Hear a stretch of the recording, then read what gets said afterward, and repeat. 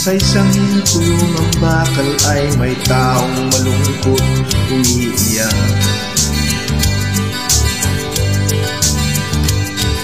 Ang tanong niya sa sarili ay kailan manginis na ang buwan.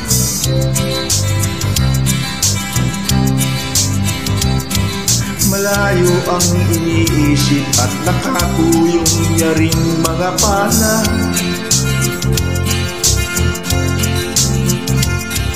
Bakit daw siyang nagdurusa sa kasalanan di niya ginawa?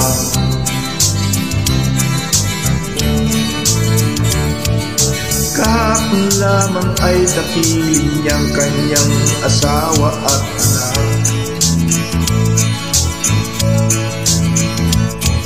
Namumuhay ng tahimik sa isang munting tahanang may tuwa. Ang kaligayahan ay pinutol ng isang paratang sa kanya.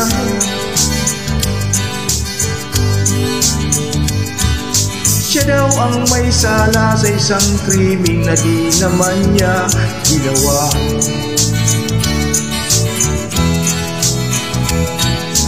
Wala na bang katarungan ang isang nilalang na katulad niya?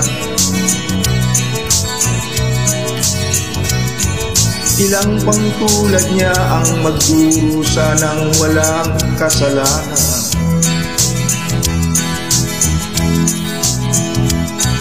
Di ba't ang batas natin pantay-pantay, walang mahirap mayaman?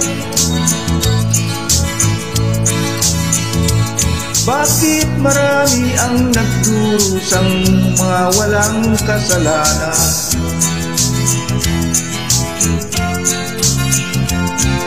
Mga ilang araw na lang haharapin na niya ang bitayan.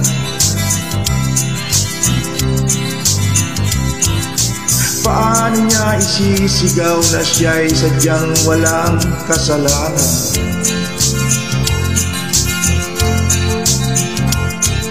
Tanging ang Diyos lamang ang siyang saksi at siyang nakakaalam.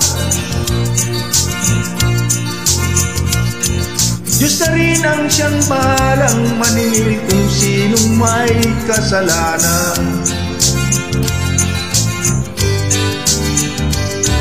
Dumating na ang araw, haharapin na niya kanyang kamatayan. Sa isang upuang bakal na kay dami ng buhay na inutang.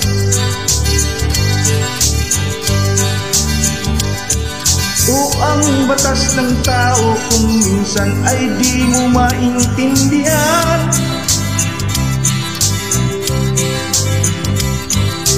Ilang pang tulad niya ang magdurusa ng walang kasalanan.